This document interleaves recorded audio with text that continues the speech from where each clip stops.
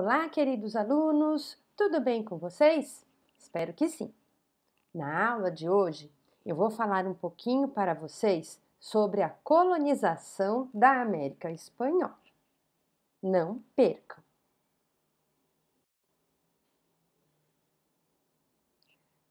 Bem, as terras e os povos conquistados pelos espanhóis foram considerados propriedade dos reis da Espanha. E, portanto, eles tinham que administrar e controlar a exploração da América.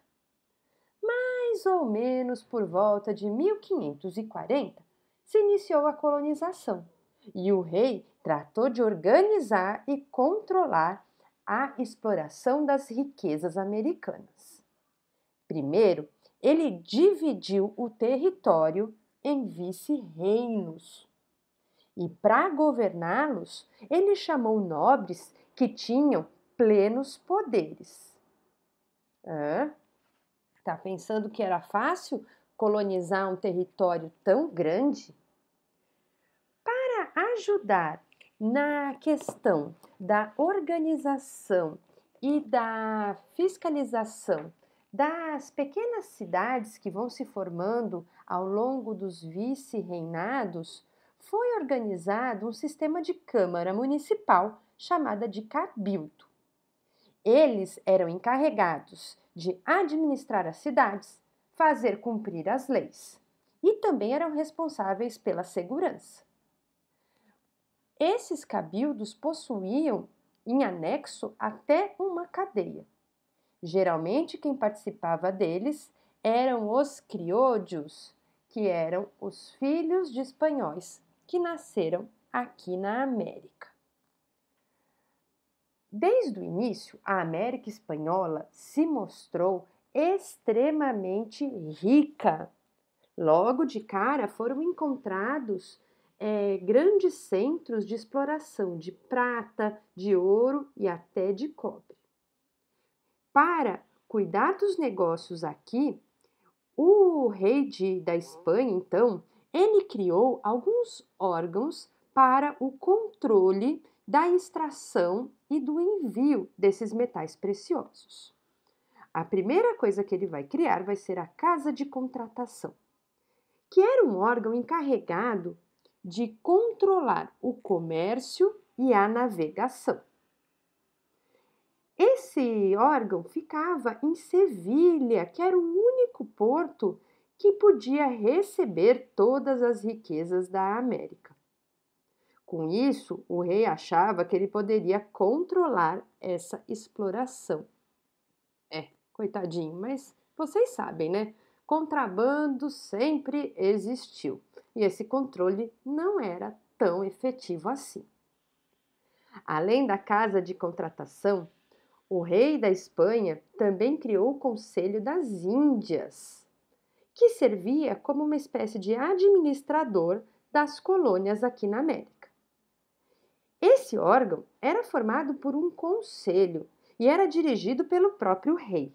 O poder era imenso, eles podiam fazer de tudo, criava leis, administrava a justiça, nomeava funcionários públicos, ou seja, era o mais importante órgão administrativo da América Espanhola.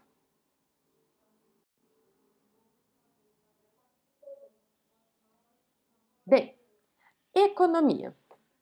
A América espanhola, ela tinha uma riqueza muito grande. Ela encontrou logo de cara minas valiosíssimas, como, por exemplo, as minas de prata de Potosí, na Bolívia, as de ouro em Zacatecas e também algumas minas de cobre em Cuba. O rei sempre autorizou a exploração das minas em troca do pagamento de 1/5 do produto obtido. Até o século XVIII, o quinto foi o principal fonte de renda dos reis espanhóis. Os colonos aqui da América, eles recebiam concessões da coroa que permitia o uso do trabalho indígena na exploração dessas minas. Olha só, desde o Império Inca já existia um imposto sob a forma de trabalho chamado de mita. Os espanhóis aproveitaram da existência desse imposto e continuaram cobrando dos indígenas. Além disso, eles inventaram a chamada encomienda, e essa era uma exploração muito cruel. Sabe por quê? Porque, com a desculpa de dar ensino religioso e ensino técnico de trabalho, os indígenas eles eram obrigados a trabalhar nas fazendas dos colonos em troca só de ensino religioso, comida e, teoricamente, proteção. Acredita nisso? Agora repare o detalhe, eles não eram escravos.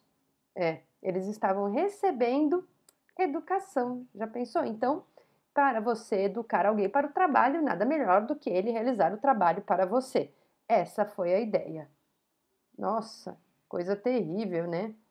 Pois bem, os espanhóis, eles exigiam dos chefes indígenas que sorteassem quais seriam os membros da sua tribo para trabalhar para os colonos. Os sorteados, além de não receberem praticamente nada, eles trabalhavam em condições insalubres. A situação era simplesmente terrível. O trabalho nas minas de ouro e de prata requeriam que as pessoas descessem por cordas quase como um prédio de 30 andares.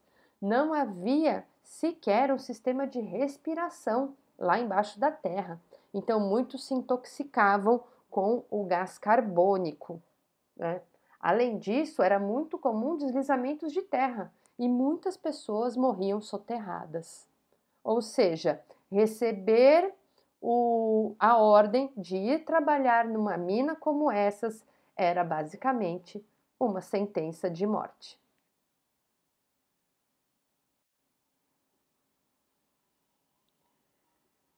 Para fiscalizar melhor as riquezas extraídas aqui da América, o rei espanhol ele determinou que somente 2 frotas de navios por ano podiam vir para as colônias da América e só teriam permissão para atracar em portos autorizados, como, por exemplo, o de Vera Cruz, Porto Belo e Cartagena. Ou seja, todas as riquezas da América Espanhola saíam desses 3 portos. A ideia de controle até que foi boa, mas por outro lado, deu tudo errado. Sabe por quê? Como os ingleses, os franceses e os holandeses sabiam que o ouro só saía desses 3 portos, esse ouro ficava estocado por lá. Então era muito comum a vinda de piratas que exigiam resgates para não bombardear a cidade de Cartagena, por exemplo. Eles exigiam sempre altíssimos resgates em ouro e prata. E o pior de tudo é que essas cidades sempre tinham como pagar esse resgate. Pois bem, essa forma inventada pelos espanhóis servia para eles conseguirem obter o máximo de controle e conseguia exportar o máximo de ouro possível. Outra forma de ganhar dinheiro era através do monopólio comercial. Os colonos eram obrigados a comprar mercadorias trazidas apenas por essas 2 frotas que vinham para a América. E só podiam vender seus produtos para essas frotas. Isso quer dizer que o rei detinha o monopólio do comércio com a colônia. As frotas também levavam os impostos pagos pelos colonos do rei. Nas regiões em que você não encontrava ouro nem prata para serem explorados, começaram a produzir alguns tipos de cultivos que podiam render alguma coisa. Os espanhóis trouxeram diversas plantas para a América, incluindo aí a cana-de-açúcar das Antilhas.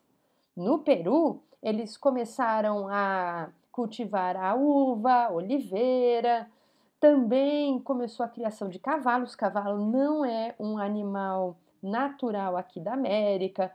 Tinha também boi, cabra, ovelha, galinha, ou seja, começou a formação aí também de uma grande indústria colonial agrícola.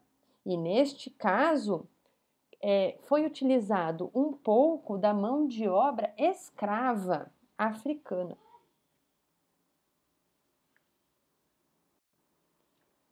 Sociedade na América Espanhola. Pois bem, a sociedade na América Espanhola era completamente desigual. 1% da população era chamada de chapetone. Quem eram os chapetones? Chapetones eram os colonos nascidos na Espanha. Eles vieram para cá com a autorização do rei. Eles possuíam os melhores cargos, possuíam as melhores terras e eram eles que podiam participar de cargos judiciais, militares e administrativos. Ou seja, quem mandava nessa história toda eram os chapetões. Abaixo deles, nós temos os criollos. Os criollos são os filhos dos espanhóis, só que nascidos aqui na América. E isso aí, na opinião da coroa espanhola, era uma espécie de demérito. Não era muito legal ser nascido aqui na América. Só pelo fato deles terem nascido por aqui, eles já não podiam participar desta grande política da coroa espanhola. Eles tinham grandes propriedades de terra, eles arrendavam grandes minas de ouro e de prata, mas eles não podiam exercer esses grandes cargos públicos, exceto trabalhar como vereador nos cabildos. Abaixo deles temos os mestiços, que eram filhos de espanhóis ou de criollos com índias ou africanas. Também, muito raramente acontecia o contrário. Era filho de uma espanhola com um índio ou um africano. Essas pessoas, elas ficavam ocupando funções de muito prestígio, como, por exemplo, capataz de fazenda, carpinteiro, pedreiro. E o pior de tudo é que eles não eram muito bem aceitos na sociedade. Os indígenas diziam: tem sangue branco. Isso não é bom. E os brancos diziam: tem sangue indígena. Isso não é bom. Então, eles ficavam neste limbo social, não sendo representados nem pelos indígenas e nem pelos espanhóis. Abaixo dos mestiços, nós temos os indígenas, que era a maior parte da população, e esses eram duramente explorados nas fazendas, nas tecelagens e nas minas. Repare que eles praticamente não recebiam qualquer tipo de salário. Às vezes recebiam uns troquinhos assim, mas nada de muito grande este salário. E também temos os africanos escravizados. Mas aqui vale dizer que esses africanos, eles trabalhavam nas plantações, a de cacau na Colômbia, no Equador, na Venezuela, em Cuba. A América Espanhola não fez grandes importações de escravo porque não era necessário. Eles pensavam, se já tem um índio para ser explorado, por que eu vou gastar dinheiro comprando escravos que vai fazer o mesmo trabalho? Veja que a situação de indígenas não era nem um pouco fácil. Espero que você tenha entendido tudo sobre a colonização aí da América Espanhola. A gente se vê por aí. Tchau!